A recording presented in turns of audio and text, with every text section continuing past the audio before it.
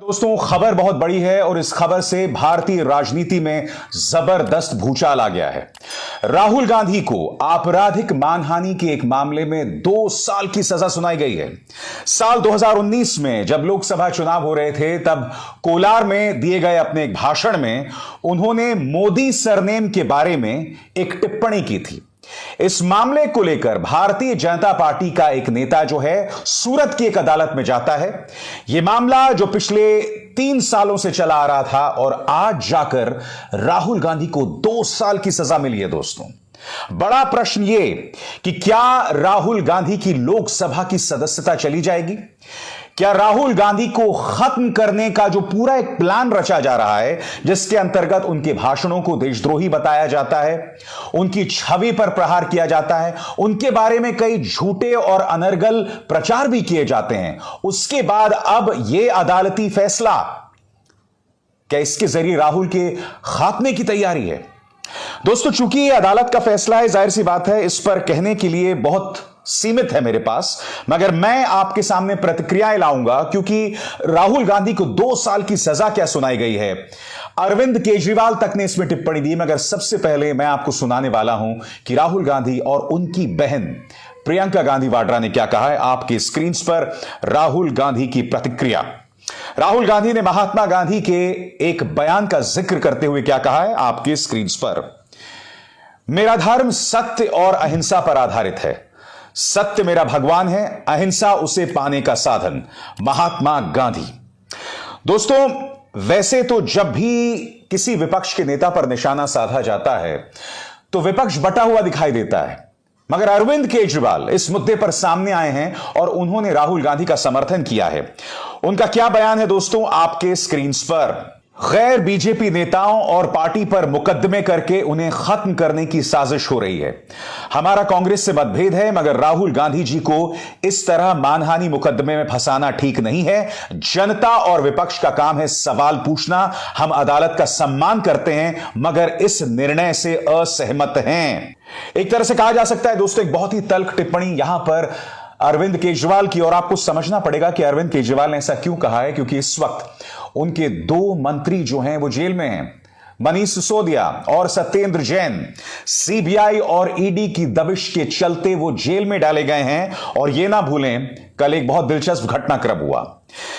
मोदी हटाओ देश बचाओ को लेकर आम आदमी पार्टी ने पोस्टर्स लगाए थे। इसके जवाब में दिल्ली पुलिस ने करीब 80 एफआईआर दर्ज किए और करीब 6 लोगों को गिरफ्तार किया। यही नहीं, मैं आपको यह भी बतलाना चाहूंगा कि उसी तरह से अरविंद केजरीवाल पर निशाना साधते हुए भारतीय जनता पार्टी भी उन्हें भ्रष्टाचारी, तानाशाही बताकर उन्होंने भी दिल्ली भर में पोस्टर्स लगा दिए, मगर उनके खिलाफ कोई कार्रवाई दिल्ली पुलिस ने नहीं की। दिल्ली पुलिस क्या तर्क दे रही थी? दिल्ली पुलिस ये तर्क दे रही थी, भाई ये पोस्टर्स जिन लोगों ने लगवाए हैं, जिन लोगों ने छपवाए हैं, उसकी जानकारी कहीं नहीं है। यानी कि इस वाहियात तर्क पर करीब 6 लोगों को गिरफ्तार किया गया, 80 एफआईआर हुई। इसलिए अरविंद केजरीवाल इस वक्त राहुल गांधी के साथ दिखाई दे रहे हैं। और जाहिर सी बात है, इस मौके पर उनकी बहन भी पीछे नहीं है। प्रियंका गांधी वाड्रा क्या कह रही हैं, आपके स्क्रीन पर। डरी हुई सत्ता की पूरी मशीनरी साम दाम दंड भेद लाकर राहुल गांधी जी की आवाज को दबाने की कोशिश कर रही है। मेरे भाई न कभी डरे हैं न कभी डरेंगे, सच बोलते हुए जिए हैं, सच बोलते रहेंगे, देश के लोग की आवाज उठाते रहेंगे। सच्चाई की ताकत, वह करोड़ों देशवासियों का प्यार उनके साथ है। दोस्तों, इस मुद्दे पर कांग्रेस के प्रवक्ता पवन खेरा ने भी टिप्पणी की है। पवन खेरा ने तंज कसा है शाह और शहंशाह, यानी कि अमित शाह और प्रधानमंत्री नरेंद्र मोदी पर। क्या कहा है पवन खेरा ने, मैं चाहूंगा आप भी सुने, आपकी स्क्रीन पर।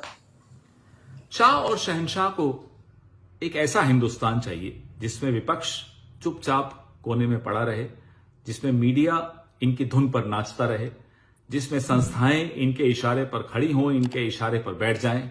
लेकिन राहुल गांधी इनसे इनका ये ख्वाब पूरा नहीं होने दे रहा। राहुल गांधी सवाल पूछ रहा, राहुल गांधी कठिन सवाल पूछ रहा है। राहुल गांधी के सवालों का जवाब न शाह के पास है, न शहंशाह के पास है, न उनके किसी और वजीर के पास है। इसलिए सुबह से शाम तक षड्यंत्र रचते हैं कि कैसे राहुल गांधी की आवाज बंद की जाए, कैसे उसे चुप कराया जाए। और दोस्तों, जाहिर सी बात है, इस मुद्दे को लेकर भारतीय जनता पार्टी भी उग्र हो गई है। देश के लॉ मिनिस्टर किरण रिजिजू, जिन्होंने रिटायर्ड जजों को भारत विरोधी बताया था, जो लगातार सुप्रीम कोर्ट पर दबाव बनाने की कोशिश करते रहते हैं, उन्होंने कहा है कि अब मौका आ गया है कि राहुल गांधी पूरे देश से माफी मांगे। उनकी प्रतिक्रिया आपके स्क्रीन पर। राहुल गांधी जो भी बोलते हैं उससे सिर्फ नुकसान ही होता है। उनकी पार्टी को तो नुकसान होता ही है, यह देश के लिए भी अच्छा नहीं है। कांग्रेस के कुछ नेताओं ने आज भी मुझे बताया कि राहुल गांधी के रवैये से सब खराब हो गया, उनकी पार्टी भी डूब रही है। यह है किरण रिजिजू का बयान। और बहती गंगा में हाथ, बिहार से पार्टी के नेता सुशील मोदी भी धो रहे हैं। उनका बयान आपके स्क्रीन पर। मैं सूरत कोर्ट के फैसले का स्वागत करता हूं। मैं भी मोदी हूं। मैंने राहुल गांधी के बयान को सुनने पर अपमानित महसूस किया था। मैंने भी राहुल गांधी के खिलाफ एक मानहानि का मुकदमा पटना के कोर्ट में दर्ज कराया है। मुझे उम्मीद है कि पटना के कोर्ट में मुझे न्याय मिलेगा। इसका अर्थ क्या हुआ दोस्तों? इसका अर्थ यह हुआ कि अब भारतीय जनता पार्टी तमाम तरीकों से एक तरह से निशाना साधने वाली है राहुल गांधी पर। उन्हें बख्शने नहीं वाली है। अलग अलग केसेस के जरिए लोकसभा के अंदर उन पर दबाव डाल के, ये ना भूलें, निशिकांत दुबे ने बाकायदा, जो कि गोड्डा से सांसद हैं भाजपा के, उन्होंने बाकायदा इस वक्त एक याचिका जो है लोकसभा में डाली हुई है, जिसके अंतर्गत वो चाहते हैं कि राहुल गांधी की सदस्यता खारिज हो जाए। क्यों?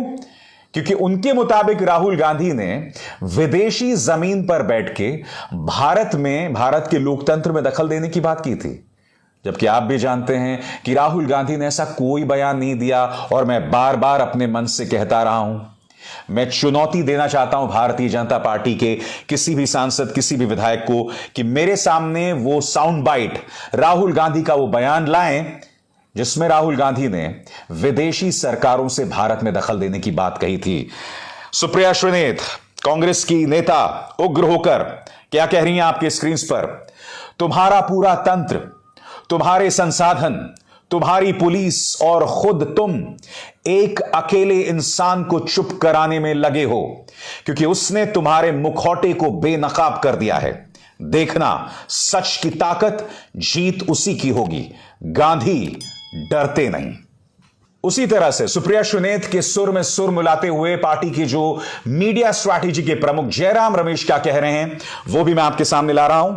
यह न्यू इंडिया है। अन्याय के खिलाफ आवाज उठाओगे तो ईडी, सीबीआई, पुलिस, एफआईआर सबसे लाद दिए जाओगे। राहुल गांधी जी को भी सच बोलने की, तानाशाह के खिलाफ आवाज बुलंद करने की सजा मिल रही है। देश का कानून राहुल गांधी जी को अपील का अवसर देता है। वो इस अधिकार का प्रयोग करेंगे। हम डरने वाले नहीं हैं। दोस्तों, मैं आपको बतला दूं कि इस मुद्दे को लेकर शिवसेना ने भी तल्ख तेवर अपनाए हैं। पार्टी की नेता प्रियंका चतुर्वेदी ने कहा है कि मैं न्यायपालिका की इज्जत करती हूं, मगर राहुल गांधी की जो सजा सुनाई गई है वो जरूरत से ज्यादा सख्त सुनाई गई है। एक साजिश चल रही है। प्रियंका चतुर्वेदी आगे क्या कहती हैं? विपक्ष के नेताओं को लगातार निशाने पर लिया जा रहा है और मैं इसकी भर्त्सना करती हूं। आगे वो क्या कहती हैं?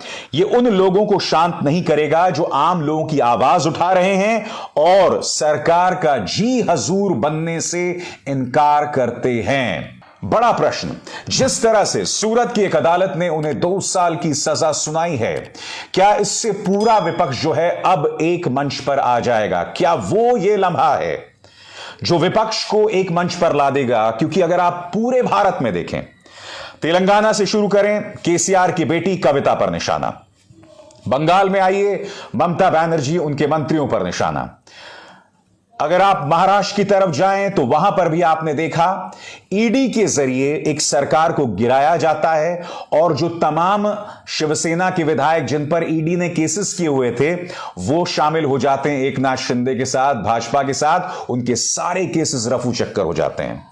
उसी तरह से दिल्ली में अरविंद केजरीवाल पर निशाना। तो एक तरह से कहा जा सकता है कि पूरी भारत में जहां जहां विपक्ष की सरकार है वहां वहां अनेकों केसेस से, चाहे ईडी हो, इनकम टैक्स है, उसके जरिए निशाना साधा जा रहा है।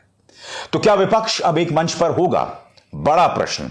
और उससे भी बड़ा प्रश्न कि क्या एक 19वीं सदी का कानून आज भी इस्तेमाल किया जाएगा विरोधियों पर निशाना साधने के लिए। क्योंकि देखिए, ये जो आपराधिक मानहानि है ना, जिसमें राहुल गांधी को 2 साल की सजा मिली है, यह अंग्रेजों के जमाने का कानून है। जी हां, अंग्रेजों के जमाने का कानून है जिसमें राहुल गांधी को सजा मिली है। और दिलचस्प बात यह है कि जिन अंग्रेजों ने हम पर 200 साल राज किया था, ब्रिटेन, उन्होंने इस कानून को हटा दिया है, मगर भारत से कानून नहीं हटा है। क्यों? ताकि इस कानून के जरिए जो सत्ता में है, जिसके पास रसूख है, ताकत है, वो अपने विरोधियों पर निशाना साधे। क्योंकि देखिए, अदालत जाना हर किसी की बस की बात नहीं होती है। हालांकि मैं ये उम्मीद कर रहा हूं कि अब राहुल गांधी इसे चुनौती हाई कोर्ट में देंगे, सुप्रीम कोर्ट में देंगे, क्योंकि अब उनके सामने एक बहुत गंभीर चुनौती है। अगर ये सजा कायम हो जाती है, चूंकि ये 2 साल की सजा है, तो उनकी लोकसभा की सदस्यता भी जा सकती है। और उस लोकसभा की सदस्यता को खत्म करने की कोशिश लगातार हो रही है। यह भारतीय राजनीति का टर्निंग पॉइंट है दोस्तों। मैं नहीं जानता हूं कि इसका क्या परिणाम होने वाला है। मैं नहीं जानता हूं कि जनता के मन में इस घटनाक्रम को लेकर क्या होने वाला है, क्योंकि यकीनन जो इस वक्त भाजपा के कट्टर समर्थक हैं, वो इस मुद्दे को लेकर ताली बजा रहे होंगे। मगर आज यह हमें सवाल खुद से पूछना है कि इतिहास में आपराधिक मानहानि को लेकर किसे इस तरह की गंभीर सजा सुनाई गई है? वकील कह रहे हैं कि इस फैसले में बहुत झोल है, इस फैसले में ढेरों दिक्कतें हैं, उसको लेकर चर्चा किसी और दिन। आज इस कार्यक्रम का मकसद यह था बतलाना कि राहुल गांधी को 2 साल की सजा मिली है, उन पर निशाना साधा गया है। बड़ा प्रश्न यह कि क्या इसके जरिए भारतीय राजनीति जो है वो एक नया मोड़ लेने वाली है, एक नया परिवर्तन आने वाला है? हमें इंतजार करना पड़ेगा, क्योंकि लोकसभा के चुनावों को सिर्फ 1 साल का वक्त रह गया है और विपक्षी नेताओं को टारगेट करने का सिलसिला भी लगातार बढ़ रहा है। अब इसार शर्मा को दीजिए इजाजत। नमस्कार।